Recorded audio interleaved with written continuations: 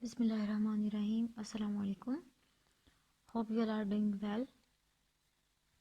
तो जैसे कि स्टूडेंट्स आपको पता है हमने चैप्टर नंबर 10 स्टार्ट किया हुआ था जिसमें हमने इनपुट और आउटपुट जो है सी लैंग्वेज में उसके फंक्शंस को स्टडी कर रहे हैं।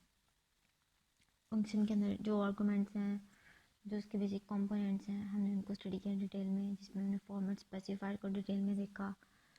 फिर स्ट्रिंग के लिए फॉर्मेट स्पेसिफायर्स कौन से यूज़ होते हैं, फ्लोटिंग पॉइंट वैल्यूज़ के लिए कौन से यूज़ होते हैं, आपके पास कैरेक्टर टाइप स्ट्रिंग टाइप के लिए कौन से यूज़ होते हैं। और हमने देखा कि जो आपके पास फील्ड विड्थ है वो क्या होती है, और डिफरेंट टाइप के डाटा के लिए फील्ड विड्थ लिखने के लिए हमारे पास क्या सिंटेक्स है, किस तरह हम लिखेंगे। फिर हमने डिफरेंट चीज़ें देखी कि जब हमने सी लैंग्वेज में इंटीजर वैल्यूज़ के लिए प्रिंट करवाना है, प्रिंट एफ के फंक्शन का यूज़ करना है, तब हम लोग उसकी स्टेटमेंट को किस तरह लिखेंगे, कैरेक्टर वैल्यू के लिए कैसे लिखेंगे, स्ट्रिंग वैल्यू के लिए कैसे लिखेंगे, और आपने पढ़ा था फ्लोटिंग पॉइंट वैल्यूज़ के लिए। तो बेसिकली अभी हम बात कर रहे थे आउटपुट के लिए। डिस्प्ले में जब हमने अपने रिजल्ट्स को शो करवाना होता है तो उसके लिए हम प्रिंट एफ के फंक्शन को यूज़ करते हैं। ठीक है, तो प्रिंट एफ फंक्शन को यूज़ करते हुए जब हम अपनी स्क्रीन पर डिस्प्ले करवाते हैं तो उसको हम कहते हैं स्टैंडर्ड आउटपुट। ठीक है, तो बेसिकली अब हमने जो आज का टॉपिक है हमारा, उसमें हमने बात करनी है स्कैन एफ की। अब स्कैन एफ क्या होता है? स्कैन एफ आपके पास फंक्शन है जो कि आपको इनपुट वैल्यूज़ लेने के लिए यूज़ किया जाता है, जिसको आप इनपुट वैल्यूज़ लेने के लिए इस्तेमाल करते हैं। तो बेसिकली स्कैन एफ क्या होता है? Scanf function is used to get input from the user. ये क्या करता है? ये यूज़र से इनपुट लेने के लिए इस्तेमाल किया जाता है। ये ऐसा फंक्शन है जो कि यूज़र से इनपुट लेने के लिए इस्तेमाल होता है, इस्तेमाल किया जाता है। The input is stored in a variable in a specified form. जब हम इनपुट को अपने वेरिएबल में स्टोर करते हैं तो वो एक स्पेसिफाइड फॉर्म में स्टोर होती है। ठीक हो गया। तो आपका जो स्कैन एफ है, जो स्कैन एफ फंक्शन है, वो क्या करता है? वो आपकी यूज़र से इनपुट वैल्यू लेता है, क्योंकि स्कैन एफ का काम क्या होता है कि आपकी इनपुट देने के लिए यूज़ होता है। जब आपने कोई चीज़ कंप्यूटर को देनी है फ्रॉम यूज़र एंड, तो उसको हम कहते हैं इनपुट। ठीक है, अब इनपुट देने के लिए आपने यूज़र से कुछ लेना है। ठीक है, तो यूज़र से कुछ गेट करने के लिए आप इनपुट लेते हैं, और वो किसके थ्रू लेते हैं? वो आप फंक्शन यूज़ करते हैं, स्कैन एफ के फंक्शन। ठीक है, द इनपुट जो अब आपकी इनपुट होती है वो स्टोर होती है वेरिएबल में। ठीक है, एक खास सिंटेक्स की फॉर्म में स्टोर होती है। ठीक है, जो आपके पास इनपुट होती है आपकी वेरिएबल में स्टोर होती है खास स्पेसिफाइड फॉर्म में। तो बेसिकली स्कैन एफ फंक्शन जो है वो हम यूज़ करते हैं इनपुट्स लेने के लिए, और ये वेरिएबल की जो वैल्यू अपने अंदर स्टोर करती है उसका एक ख़ास फॉर्मेट जो है वो सेट करती है। तो अब बात करते हैं हम इसके सिंटेक्स की। तो सिंटेक्स में आप देखते हैं कि जो आपके पास स्कैन एफ का फंक्शन है, ठीक है, उसका सिंटेक्स कैसे होता है? स्कैन एफ, उसके बाद आती है आपके पास फॉर्मेट स्ट्रिंग। फॉर्मेट स्ट्रिंग के बाद आपके पास आता है कॉमा, फिर आपने एंड का साइन लगाना है। ये आपके पास है एंड का साइन। उसके बाद जितने भी वेरिएबल्स के अपने वैल्यूज़ जो है वो लेनी है, उसके हिसाब से अपने वेरिएबल्स जो हैं यूज़ करने हैं। एंड जो भी वेरिएबल होगा एक यूज़ करने के लिए आप जस्ट एंड एक वेरिएबल का नाम जो भी आपने डिक्लेयर किया होगा उसको यूज़ करेंगे। अगर आप एक से ज़्यादा यूज़ कर रहे हैं तो उस पर्पज़ के लिए आपने कॉमास यूज़ करने हैं। ठीक हो गया। अब सिंटेक्स आपके पास है स्कैन एफ का फंक्शन, और उसके बाद आपके पास आता है ब्रैकेट्स, फिर आता है आपके पास format string comma. Format string वही रूल जो हम ऑलरेडी पढ़ रहे हैं। उसके बाद आपके पास वैल्यू वेरिएबल्स आते हैं जिसकी आपने वैल्यूज़ को लेना है यूज़र से। अब हम इसकी डिस्क्रिप्शन देखते हैं, हमारे पास फॉर्मेट स्ट्रिंग कौन सी होती है। Format string, the format string is given in double quotes. Format string को हम डबल कोट्स में देते हैं, जैसे कि आपने प्रिंटफ के फंक्शन में भी यूज़ की थी फॉर्मेट स्ट्रिंग।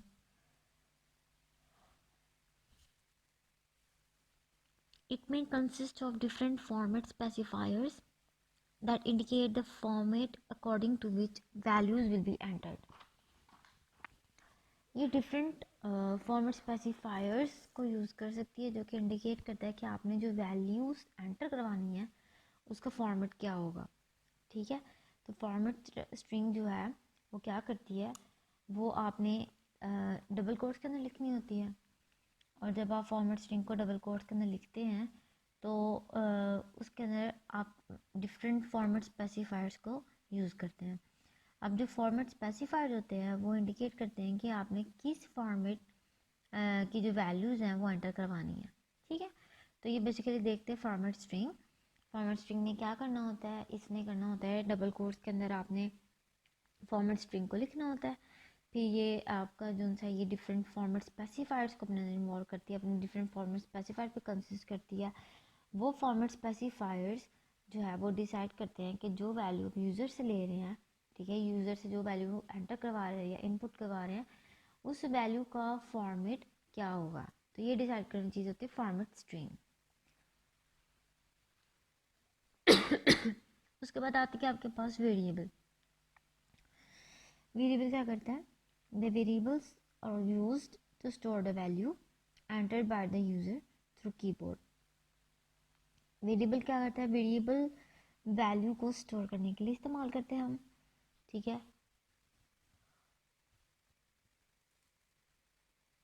आपने जब वैल्यू को स्टोर करना होता है तब आप क्या यूज़ करते हैं, आप यूज़ करते हैं वेरिएबल को। ठीक है, तो वेरिएबल का काम क्या होता है, वेरिएबल ने आपकी वैल्यू को स्टोर करना होता है जो कि यूज़र ने कीबोर्ड की मदद से एंटर करनी होती है।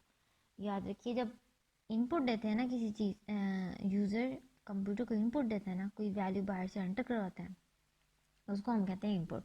ठीक है, और इनपुट जब आपकी कीबोर्ड से दी जाती है, ठीक है, जब यूज़र कीबोर्ड की मदद से इनपुट देता है तो उस इनपुट को हम कहते हैं स्टैंडर्ड इनपुट। ठीक हो गया।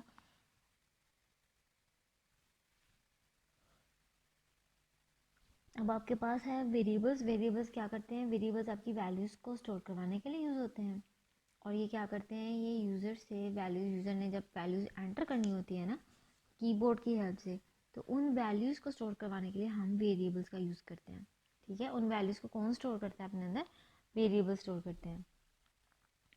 Each variable prefers to a memory location. अब हर वेरिएबल जो है वो प्रेफर करता है एक मेमोरी लोकेशन को। ठीक है, हर वेरिएबल प्रेफर करता है एक मेमोरी लोकेशन को। जाहिर सी बात है, जब आपने कोई वैल्यू वेरिएबल के अंदर स्टोर करवाई है तो उसकी जो स्पेस है वो ऑक्यूपाई होगी, उसकी स्पेस ज़्यादा ली जाएगी, मेमोरी के अंदर स्पेस ऑक्यूपाई होगी, तो उसकी स्पेस के लिए जो है मेमोरी लोकेशन जो है रेफ़र की जाएगी, मेमोरी लोकेशन ऑक्यूपाई होगी। द सिंबल, ये एंड का सिंबल है, the symbol and indicates the memory location of the variable in which the input is stored. अभी जो सिंबल है एंड, ये एड्रेस के लिए यूज़ होता है बेसिकली। तो ये सिंबल एंड क्या करता है, ये सिंबल एंड करता है जब आपने मेमोरी लोकेशन को जब आपने वेरिएबल के अंदर कोई वैल्यू को स्टोर करवाया, वेरिएबल के अंदर किसी भी इनपुट की वैल्यू को स्टोर करवाया, तब उसने क्या करना होता है, उसने मेमोरी लोकेशन को ऑक्यूपाई करना होता है। तो मेमोरी लोकेशन इंडिकेट करने के लिए आप क्या यूज़ करते हैं, ये वाला साइन, इस ये आप एड्रेस ऑपरेटर भी आप इसे कह सकते हैं। ठीक है, तो बेसिकली वेरिएबल का काम क्या होता है, वेरिएबल का काम होता है कि आपकी जो यूज़र की वैल्यू है उसको की जब यूज़र कीबोर्ड से कोई वैल्यू देता है तो वो वैल्यू स्टोर करवाने के लिए हम वेरिएबल्स का इस्तेमाल करते हैं। वैल्यू को स्टोर करवाने के लिए वेरिएबल्स यूज़ होते हैं, और जो वेरिएबल्स होते हैं वो क्या करते हैं, वो रेफ़र करते हैं किसी मेमोरी लोकेशन में। जैसे कि हमने बात की थी कि जो वेरिएबल्स होते हैं वो क्यों बनाए जाते हैं, ताकि वो मेमोरी लोकेशन को ऑक्यूपाई करें, किसी मेमोरी लोकेशन पे जो है मेमोरी लोकेशन को रिजर्व करें, ऑक्यूपाई करें, उसकी स्पेस लें। वेरिएबल जब भी बनेगा आपकी मेमोरी लोकेशन जो है ऑक्यूपाई होगी। अभी डिपेंड करता है कि आप किस टाइप के वेरिएबल को डिक्लेयर कर रहे हैं, किस टाइप के वेरिएबल को यूज़ कर रहे हैं। ठीक है। तो जब आपने वेरिएबल को यूज़ करना है, वेरिएबल को यूज़ किया तो उसने कोई ना कोई मेमोरी लोकेशन को रेफ़र करना है, किसी ना किसी मेमोरी लोकेशन को रेफ़र करेगा। उसके बाद आप वेरिएबल्स जब लेते हैं, या फिर वेरिएबल्स जिनके अंदर आपने वैल्यूज़ को स्टोर करवाना होता है, इनपुट लेने के बाद यूजर से इनपुट लेते हैं, उसके बाद जो वैल्यू स्टोर होती है आपके वेरिएबल के अंदर, उन वेरिएबल्स के साथ आप एक साइन लगाते हैं इस तरह एंड का, जो कि सिंबल है जो इंडिकेट करता है आपकी मेमोरी लोकेशन को। और ये सिंबल का काम होता है इसने मेमोरी लोकेशन को इंडिकेट करना फॉर द वेरिएबल जिसने इनपुट की वैल्यू को स्टोर करवाना है। और इस सिंबल को हम एक नाम देते हैं एड्रेस ऑपरेटर का। ठीक हो गया। तो बेसिकली आपके पास स्कैनएफ का फंक्शन क्यों क्या है, स्कैनएफ का फंक्शन आप यूज़ करते हैं जब आपने यूज़र से कोई इनपुट वैल्यू लेनी हो, यूज़र से किसी वैल्यू को इनपुट करवाना हो, तो आप स्कैनएफ का फंक्शन यूज़ करते हैं। अब स्कैनएफ ने क्या करना होता है, जो आपकी इनपुट वैल्यू होती है वो स्टोर होती है किसी वेरिएबल में, और किसी वेरिएबल में स्टोर होने के लिए वो एक स्पेसिफाइड फॉर्म में स्टोर होती है। ठीक है। तो बेसिकली जो आप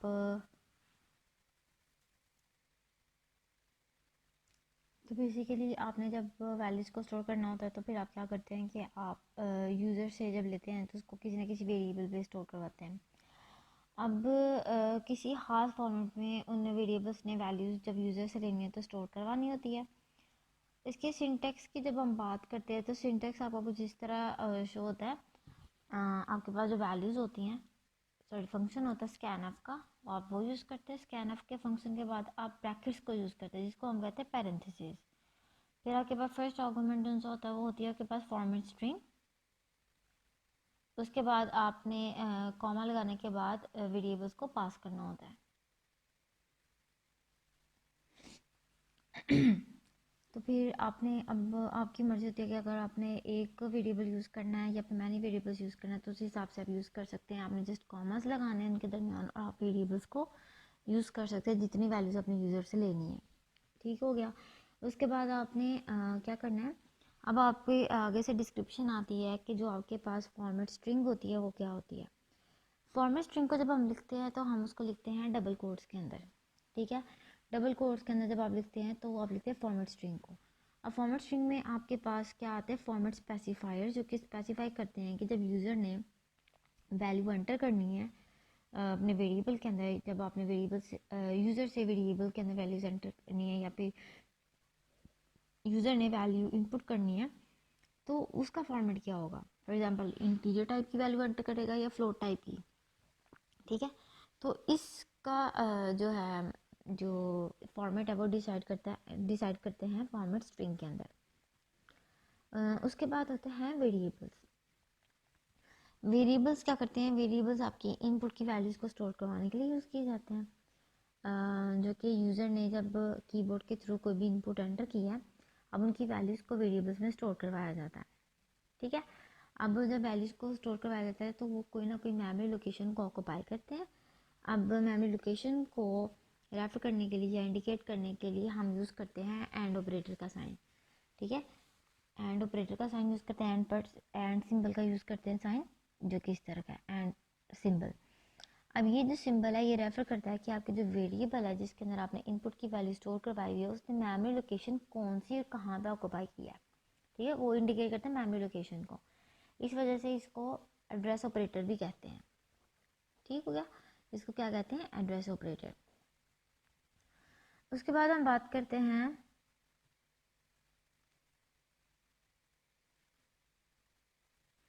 गेटिंग सिंगल इनपुट। जब हमने कोई सिंगल इनपुट लेनी होती है तो हम उसके लिए क्या सिंटेक्स यूज़ करते हैं। The following example inputs a single value. हमारे पास एक एग्जांपल है जो कि सिंपल या सिंगल इनपुट लेने के लिए हम यूज़ करते हैं। सबसे पहले हमने स्कैनअप का फंक्शन यूज़ किया। जैसे कि आपको पता है सबसे पहला जो आर्गूमेंट होता है वो हम जो पास करते हैं वो होती है हमारे पास फॉर्मेट स्ट्रिंग, जो कि डबल कोट्स के अंदर लिखी जाती है और वहाँ पे आपका फॉर्मेट स्पेसिफाई डिफाइन करता है कि आपने किस टाइप की वैल्यू को रिसीव करना है। यहाँ पे मैं यूज़ कर रही हूँ %d। इसका मतलब मेरे पास जो वैल्यू रिसीव होगी वो कौन सी टाइप की होगी, वो इंटीजर टाइप की होगी। उसके बाद कॉमा, आपके पास फिर एंड का साइन आएगा जो कि मेरे पास एड्रेस ऑपरेटर है। अब एड्रेस ऑपरेटर है जो मेमोरी लोकेट करेगा जब यूज़र से जो मैं वैल्यू ले लूँगी इस वेरिएबल एन के अंदर, तो वो किस मेमोरी लोकेशन पे ऑक्यूपाई करेगा उसकी स्पेस को, वो एड्रेस ऑपरेटर डिसाइड करता है। और यूज़र से मेरी किस टाइप की वैल्यू रिसीव होगी, वो होगी मेरी इंटीजर टाइप की value. The above statement is use to get an integer input. अब ये जो अबव स्टेटमेंट है ये किस लिए यूज़ होती है, ये जब आपने यूज़र से इंटीजर टाइप का इनपुट रिसीव करना हो या इंटीजर टाइप का इनपुट लेना हो, तब आप इस स्टेटमेंट को यूज़ करते हैं। The value entered by the user will be stored in a variable N, और जो वैल्यू यूज़र एंटर करेगा वो किस के अंदर स्टोर होगा, वो वेरिएबल एन में स्टोर होगी। अब इसके अंदर जो आपके पास %d है ये आपके पास है फॉर्मेट %d सिंगल कोट्स के अंदर है, ये पूरे का पूरा आपके पास है फॉर्मेट स्ट्रिंग, जिसमें आपके पास ये % का साइन फॉर्मेट सिंबल है, डी आपके पास फॉर्मेट स्पेसिफायर है जो कि डिसाइड करेगा किस टाइप की वैल्यू को आपने रिसीव करना है यूज़र से। उसके बाद जो आपका वॉलेट है, सॉरी जो आपका वेरिएबल है, वेरिएबल का नाम, और ये आपके पास है एड्रेस ऑपरेटर। बेसिकली ये आपके पास एड्रेस ऑपरेटर है जो कि आइडेंटिफाई करेगा, स्पेसिफाई करेगा एड्रेस को, ठीक है। तो इसने बेसिकली जब अपने वेरिएबल के अंदर वैल्यू स्टोर करवानी है तो इसने एड्रेस को लोकेट करना है, मेमोरी लोकेशन को ऑक्यूपाई करना है। उसके बाद है आपके पास गेटिंग मल्टीपल इनपुट्स, ये था आपके पास सिंगल इनपुट्स के लिए, ठीक है, जब आपने just one input value user से लेनी है। लेकिन इन केस आपने यूज़र से अगर ज़्यादा वैल्यूज़ लेनी है तो क्या होगा, scanf function can be use to input many values at the same time as follows. अब सेम टाइम पे आप ज़्यादा वैल्यूज़ कैसे ले सकते हैं, scanf के फंक्शन को यूज़ करेंगे, %d, उसके बाद ये आपके पास आ गया फॉर्मेट स्ट्रिंग के अंदर, कॉमा, अब आपने वेरिएबल्स को शो करना है जिसके अंदर वैल्यू स्टोर होगी, जिसके अंदर वैल्यू ली जाएगी और जिसके थ्रू मेमोरी लोकेट होगी। तो एड्रेस ऑपरेटर, साथ आपने variable N, address operator variable M, ठीक है। हमने स्कैनफ को यूज़ किया, उसके अंदर दो वैल्यूज़ आपने अगर यूज़र से ले रहे हैं, दोनों इंटीजर टाइप है, तो आपने क्या करना है, address operator N, address operator M. The above statement will get two inputs in N and M respectively. अब जो स्टेटमेंट अभी हमने पढ़ी है उसके अंदर क्या था, उसके अंदर हम दो वैल्यूज़ ले रहे थे, एक एन में ले रहे थे, एक एम में ले रहे थे। It is also possible to get different types of inputs in the same function as follows. अगर हमने ये, और ये था हमारे पास कि हमने सेम इंटीजर टाइप की वैल्यूज़ उनसे वो रिसीव की है, लेकिन अगर आप डिफरेंट टाइप की वैल्यूज़ को रिसीव करना चाहते हैं तो भी इट इज़ पॉसिबल, आप एक ही फंक्शन को यूज़ करते हुए डिफरेंट फॉर्मेट स्पेसिफायर्स को यूज़ करें और डिफरेंट वैल्यूज़ को रिसीव करें। जैसे आप यूज़ कर रहे हैं यहाँ पे %d, तो यहाँ पे यूज़ कर रहे हैं %f, तो %d के अंदर आपकी इंटीजर वैल्यू रिसीव होगी और %f की लिए आपके पास एवरेज के अंदर डेसिमल या फ्रैक्शन पॉइंट की वैल्यूज रिसीव होगी। The above statement will get two inputs in N and average AVG. अब above स्टेटमेंट ने दो इनपुट्स लेने, एक एन में लेगा और एक एवीजी में। The first input is of type integer, तो पहली इनपुट होगी वो आपके पास कौन सी होगी, integer type, because of the format specifier %d। And the second input is of type float, और जो आपके पास सेकेंड इनपुट होगी %f, वो किस टाइप की होगी, फ्लोट टाइप की। The scanf function is normally used in the combination with printf function. जो आपके पास scanf का फंक्शन है वो नॉर्मली यूज़ करता है combination with the printf function, ठीक है। printf फंक्शन जब आपने यूज़ करना होता है तो उससे पहले आप scanf के फंक्शन को यूज़ करते हैं। इसका होता क्या कि जब आपने यूज़र से वैल्यू लेनी है और आप उसको डिस्प्ले करवाना है उसके रिजल्ट को, तो आप printf की स्टेटमेंट को यूज़ करते हुए शो कराएंगे, scanf की स्टेटमेंट को यूज़ करते हुए रिसीव करेंगे वैल्यू को। The purpose of using printf function before scanf function is to tell the user that computer is waiting for the input. इसके अलावा आप scanf से पहले भी printf के फंक्शन को यूज़ कर सकते हैं। वो इस तरह के जब आपने किसी स्टेटमेंट को जो है शो करवाना है तो आप printf की स्टेटमेंट को यूज़ करते हुए यूज़र को बताएं कि जी इनपुट देने के लिए कंप्यूटर रेडी है, तो जो यूज़र है वो इनपुट देगा और scanf के थ्रू आपकी इनपुट रिसीव होगी। अगेन आप उसको प्रिंट एफ की मदद से जो है शो करवा सकते हैं। ठीक है, तो प्रिंट एफ को आप कहीं पे भी यूज़ कर सकते हैं। ठीक है, इट इज़ नॉट कंपल्सरी कि आपने इसको स्कैन एफ के बाद यूज़ करना है, आप इसको पहले भी यूज़ कर सकते हैं इन्फॉर्म करने के लिए, मैसेजेस देने के लिए, क्योंकि उसके अंदर जब आप फॉर्मेट स्ट्रिंग की बात करते हैं तो उसमें आपने देखा था कि आप टेक्स्ट भी टाइप करते हैं। ठीक हो गया।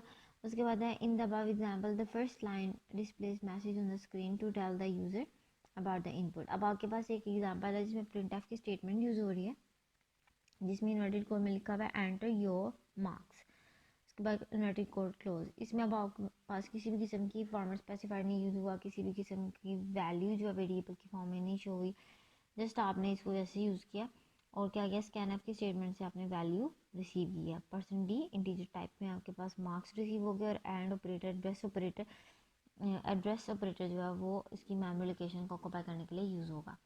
तो बेसिकली ये बताएगा कि जी मार्क्स एंटर करने हैं, ये तो मार्क्स एंटर कर देगा, और ये परसेंट डी की फॉर्म में एंटर होंगे।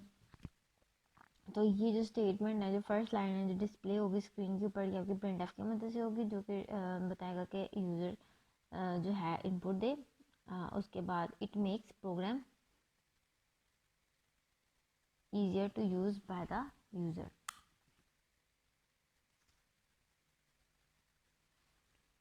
अब हम ना इसको अंडरस्टैंड करने के लिए ना एक प्रोग्राम लिखते हैं, जिसमें हम लोग ना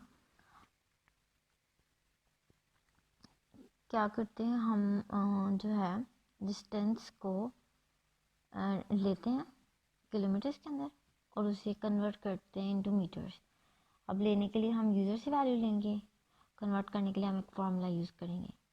ठीक है, तो बेसिकली हम अपने प्रोग्राम को स्टार्ट करते हैं। सबसे पहले हम लिखेंगे इसकी header files, hash include stdio dot h,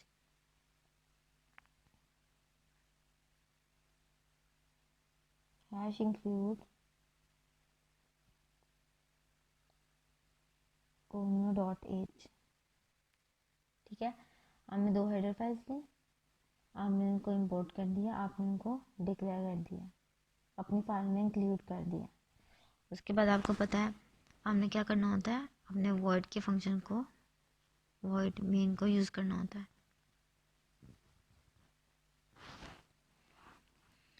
उसके बाद अब मैंने क्या किया, अब मैं इसके अंदर ना वैल्यूज़ लेती हूँ।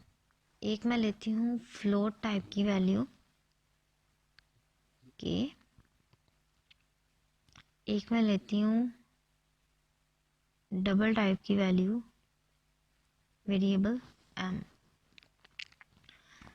फ्लोट टाइप का मैंने के लिया, डबल टाइप का मैंने एम लिया।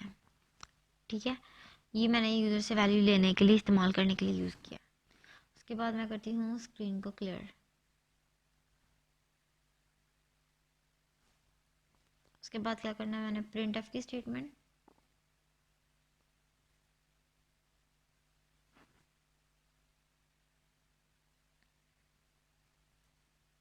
प्रिंट एफ की स्टेटमेंट में मैं कहती हूँ एंटर डिस्टेंस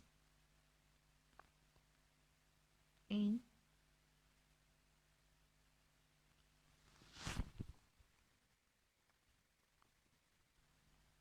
किलोमीटर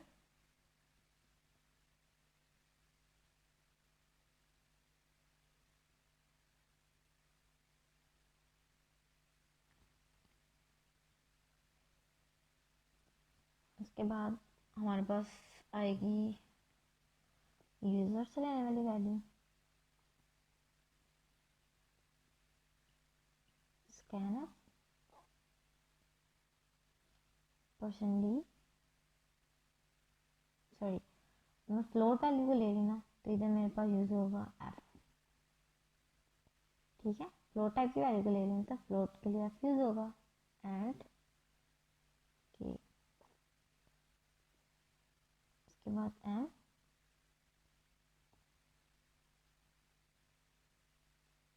ये जो मैंने एम लिया इसको अब ये किलोमीटर, सॉरी ये मेरी वैल्यू आएगी, ये आएगी मेरी किलोमीटर्स के अंदर। अब मैंने इसको मीटर्स में कन्वर्ट करना है। तो मीटर्स में कन्वर्ट करने के लिए मेरे पास क्या होता है भला फार्मूला, किलोमीटर्स की जो वैल्यू है उसको मैं मल्टीप्लाई करती हूँ 1000 के साथ, तो ये आपके मीटर्स में कन्वर्ट हो जाएंगे। अगेन मैं इसको शो करवाती हूँ प्रिंटफ की स्टेटमेंट से।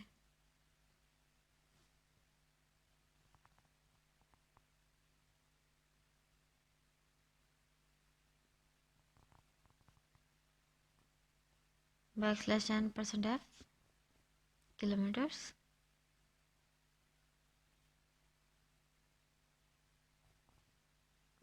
is equals to f meters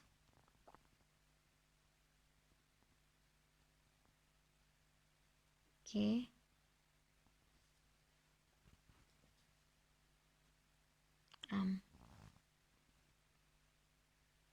इसके बाद लास्ट में हम शो करते हैं गेट करेक्टर।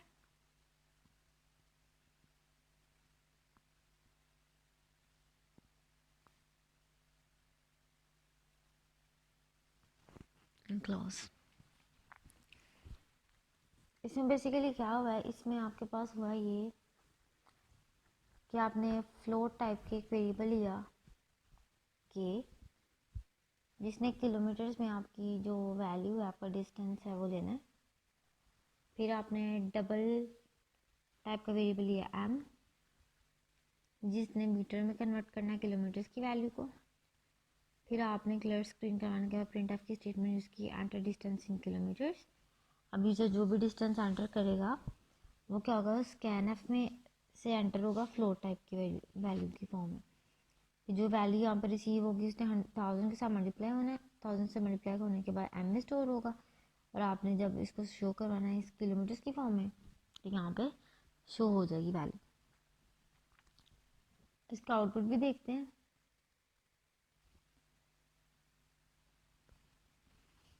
आउटपुट में सबसे पहले आपके पास आएगा, हमने जो फर्स्ट प्रिंटफ की स्टेटमेंट शो की थी उसमें था enter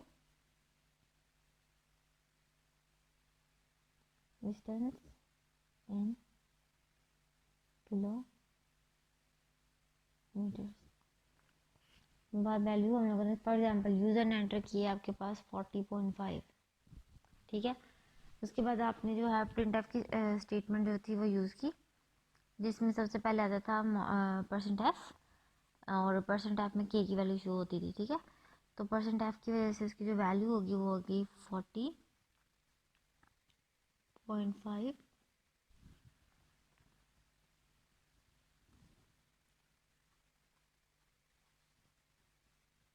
kilometres is equals to.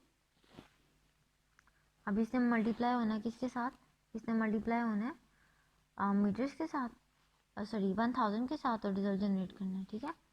तो इसका रिजल्ट आएगा 40 50 500 metres,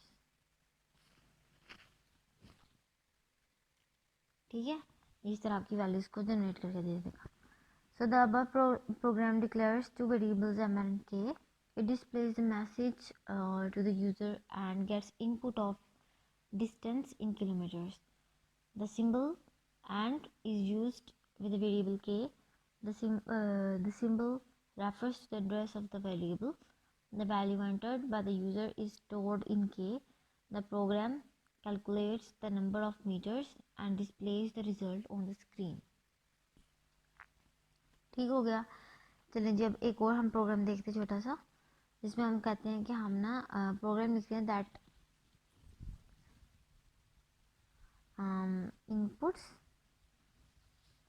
base and height from the user and calculate area of the triangle by using the formula area is equals to half multiplied by base multiplied by height, ठीक है।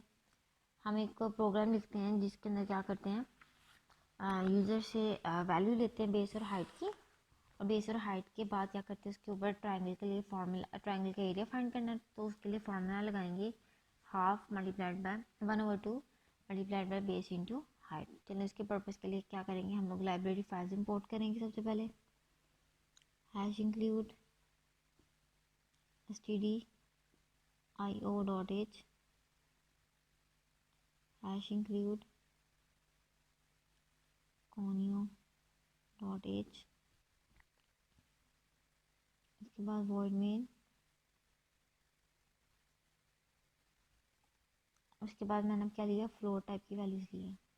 Float type को मैंने लिया base,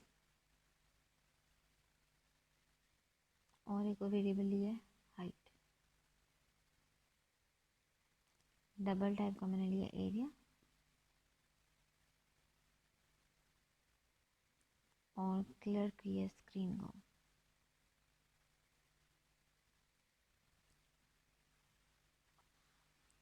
अब मैंने क्या किया, अब मैंने किया कि प्रिंटफ की स्टेटमेंट शो करवाई, एंटर बेस,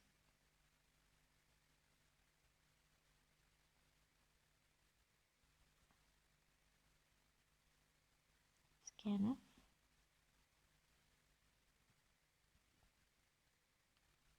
%f, कॉमा,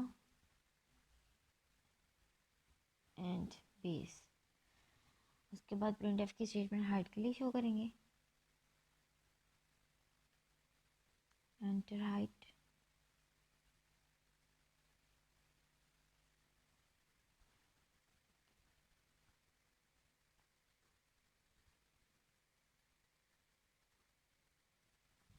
उसके बाद लेंगे स्कैनफ,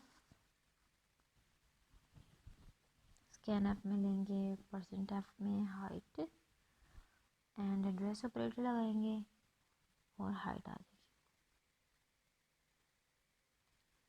उसके बाद हम क्या करेंगे, उसके बाद हमने फार्मूला लगाना है एरिया का, ठीक है। उसके लिए हम क्या करेंगे, एरिया इज इक्वल्स टू 1/2 के लिए 0.5 multiplied by base multiplied by height. Formula लगा दिया। उसके बाद हम क्या करते हैं, एरिया को शो करवा देते हैं प्रिंटफ की स्टेटमेंट यूज़ करते हुए। प्रिंटफ की स्टेटमेंट को यूज़ किया, एरिया इज इक्वल्स टू